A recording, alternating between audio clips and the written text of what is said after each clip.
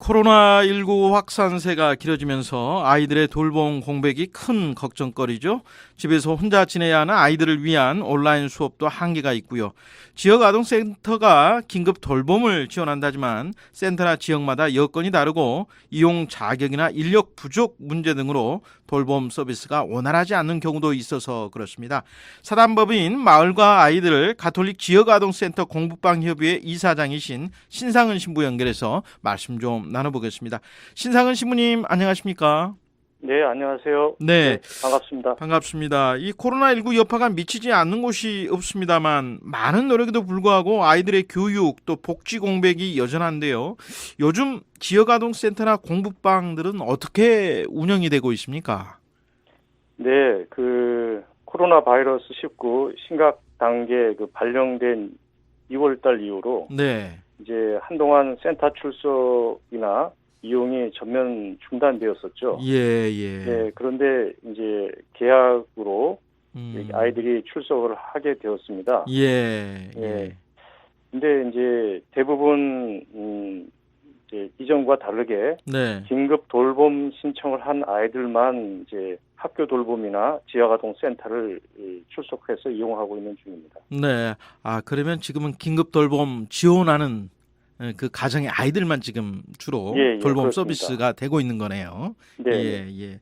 그 지난 2004년에 그 지역 아동 센터가 법제화되면서요. 전국적으로 네. 이 지역 아동 센터가 많이 늘었다고 하던데 지금 가톨릭 지역 아동 센터나 공부방은 전국적으로 몇 군데나 되는 겁니까? 예, 가톨릭 지역아동 센터는 지금 86곳이고요. 네. 그리고 전국의 지역아동 센터는 4,130개 정도 됩니다. 아, 전국적으로 4천여 곳이 넘는데 가톨릭 지역아동센터는 86곳에 불과하네요. 좀 상대적으로 예, 적어 그렇습니다. 보입니다. 예. 예. 대부분 이 가톨릭 지역아동 센터는 네. 이제 벌써 한 20년 내지 30년 정도 된 센터들입니다. 아, 그렇군요. 그래서 가장 오래된 센터들이고요. 그 예. 센터들이 지금까지 남아 있는 것이고, 아하. 그리고 이제 2004년에 법제화되고 나서 네. 기하급수적으로 이제 늘어난 거죠. 아하. 그랬군요. 급속하게 늘어나서 매년 초기에는 거의 이제 600개 정도가 매년 평균 5년간 이제 증가가 되었고요. 네. 그렇게 되면서 이제 향후에 이제 4,000개가 이르게 된 거죠. 예, 그러네요. 양쪽으로 이렇게 늘어난 만큼 지역 아동센터들이 좀 취지대로 제 역할들을 잘 하고 있는지 모르겠습니다. 어떻게 평가하십니까? 네, 전반적으로는 지원이나 네. 또 정부에서 이렇게 지원하는 것에 비해서는 상당히 네. 제 역할을 많이 하고 있다고 보여집니다. 특히 이제 가톨릭인 경우에는 대부분 이제 도시 지역에서 사회운동으로 시작을 했습니다. 예. 평신도들께서 이렇게 시작을 하셨고, 예. 그 이후에 이제 수도회와 교구 사회복지회가 이제 함께하는 네. 그러한 형태로 지역아동센터의 정체성을 지키면서 이제 운영을 해온 것이죠. 예. 그 정부 지원보다는 더 큰 역할들을 하고 있다 이런 말씀을 하셨는데요. 네. 그 지역 아동 센터에 대한 정부의 지원 범위는 현재 어떻게 돼 있습니까? 네.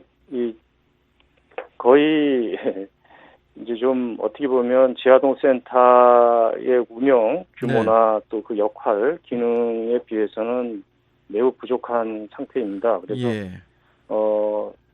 벌써 이제 법제화 되기 전에 80년대 중반부터 시작해서 2004년 20년이 지난 거죠. 네. 그리고 법제화 이후에 이제 15년이 조금 더 지난 상태입니다. 네, 그러네요. 이럼에도 불구하고 이제 이 사회복지사인 종사자 선생님들의 처우가 네. 거의 최저임금 수준입니다. 30년 내지 20년의 경력을 지니고 있음에도 불구하고 예. 이제 그러한 처우를 받고 계시고요. 네. 그리고 이제 아이들에 대한 지원도 이제 최저임금을 선생님께 드리고 나서 나머지 이 운영비를 사용하게 되는데 네. 그 나머지가 이제 또 프로그램비죠. 프로그램비는 거의 10% 수준인데요. 예. 그 규모가 한 550만 원 정도 됩니다. 전체 예산이. 예. 그중에 이제 한 50만 원 정도가 아이들 프로그램으로 이제 사용되고 있습니다. 시모님 말씀 들으니까 시모님 말씀처럼 열악하기 그지없네요, 지금. 예. 네, 그렇습니다. 그러면은 뭐 여느 복지단체와 달리 봉사자 구하는 것도 쉽지가 않을 것 같습니다. 상황이 어떻습니까? 어떻게 보면 지아동센터는 그 사회복지사 선생님들하고 네. 또 봉사자들에 의해서 초기와 같은 그러한 형태로 운영이 되고 있다고 보시면 되겠습니다. 그래서 예. 그 이제 자원이 없으니까 네. 그 물적 자원이 없기 때문에 인적 자원으로 이것을 이제 메꿔나가는 그러한 방식으로 이제 대부분 센터들이 운영되고 있는 것이죠. 그러다 보면 제대로 된 돌봄 서비스를 제공하기가 그렇게 쉽지만은 않아 보이고요. 예, 그러네요. 많은 어려움이 있습니다. 네. 그래서 이제 선생님들이 사명감을 가지시고 헌신하고 계시기 때문에 네. 부족한 부분들은 초기나 지금이나 뭐 한결같이 아이들을 위해서 이렇게 지원하고 있지만 이제 어떻게 보면 이 제도화가 된 이후로 네. 그러한 제도화의 그 효과가 체계적으로 이렇게 진척이 되어 있지 않다고 보여집니다. 예.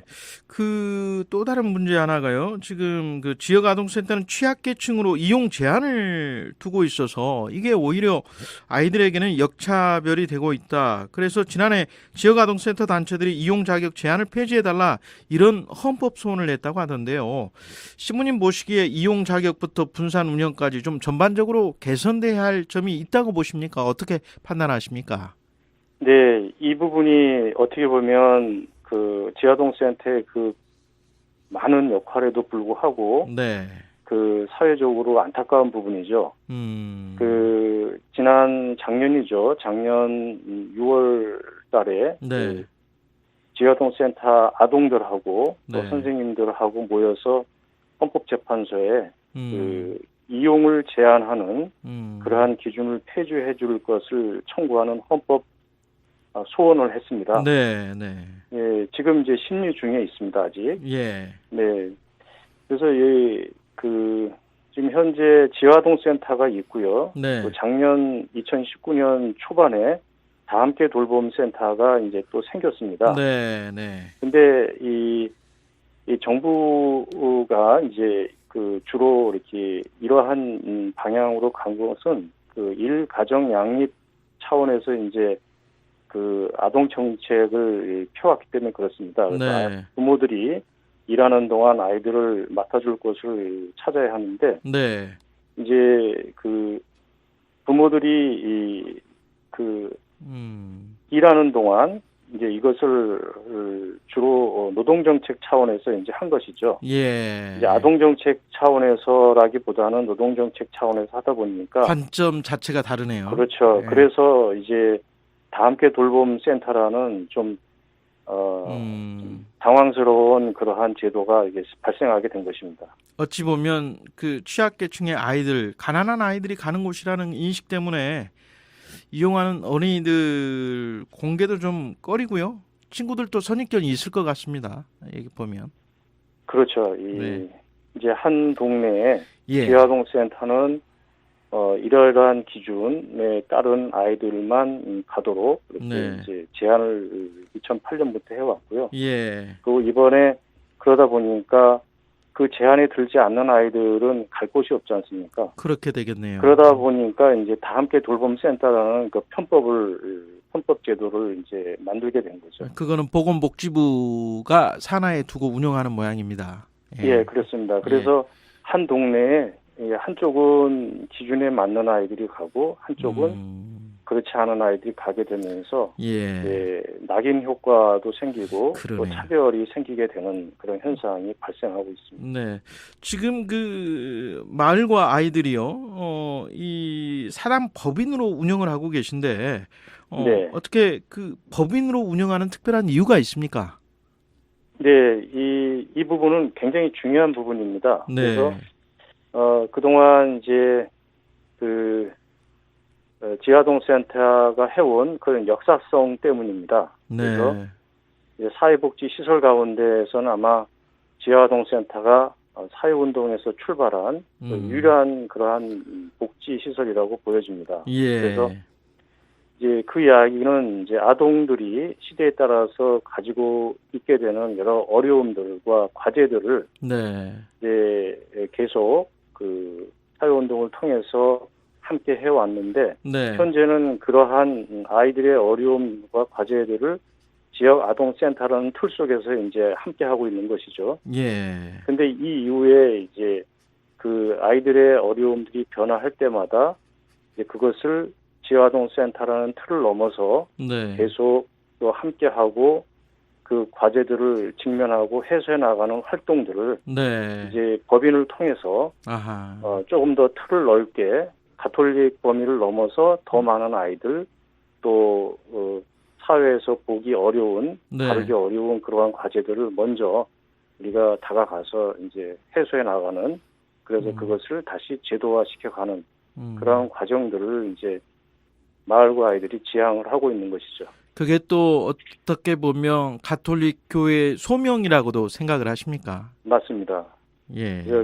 아마 이 4,000개의 지역아동센터가 있는데요. 네. 현재 그 가톨릭은 비록 100개가 채 안 되지만 네. 이제 그러한 방향성과 또 그 정체성 차원에서는 네. 굉장히 강한 영향을 주고 있다고 이렇게 보여집니다. 예. 예.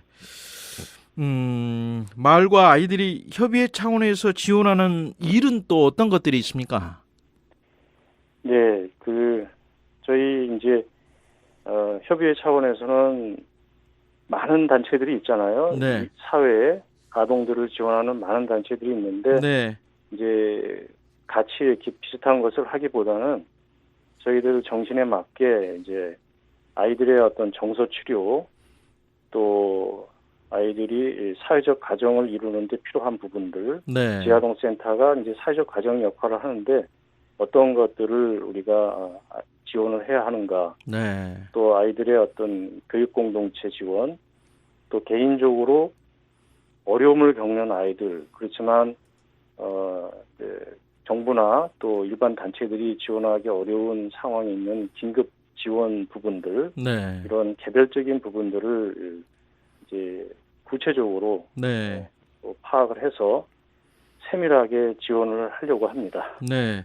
지금 코로나19 상황이 장기화되다 보니까요. 네네. 여전히 사각지대에 놓인 우리 아이들이 많은데 좀 신부님 어떤 관심과 노력으로 아동복지 공백을 좀 채워나갔으면 하고 바라십니까? 예, 특별한 어떤 변화는 없다고 보여집니다. 네. 다만 이제 재난 상황이기 때문에 네. 이제 조금 더 많은 관심과 신경을 써야 되는데요. 네. 결국은 아이들과 함께하는 사회복지사 선생님들의 그 소진 문제가 가장 큰 우려가 됩니다. 그래서 네. 네. 이제 재난 상황이다 보니까 이제 하루 종일 아이들에 대한 부분들을 관찰하고 또 더 가정 상황까지 이제 살펴야 하는 그런 예. 여건에 있습니다. 그래서 또 두 번의 어떤 급식들도 이렇게 준비해야 되고 그러시겠어요. 또 어이. 아이들이 학교 온라인 수업을 하다 보니까 그걸 따라가지 못하는 아이들도 채워야 되고 네. 챙겨줘야 되고 예.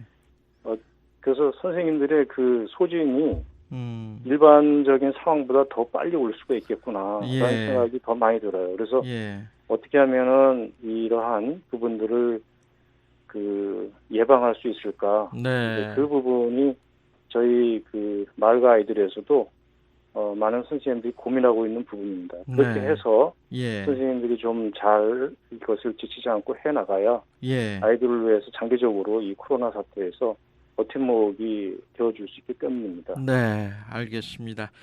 네, 사단법인 마을과 아이들 가톨릭 지역아동센터 공급방협의회 이사장이신 신상은 신부와 함께 이야기 나눴습니다. 신부님 인터뷰 고맙습니다. 네, 감사합니다. 수고하세요.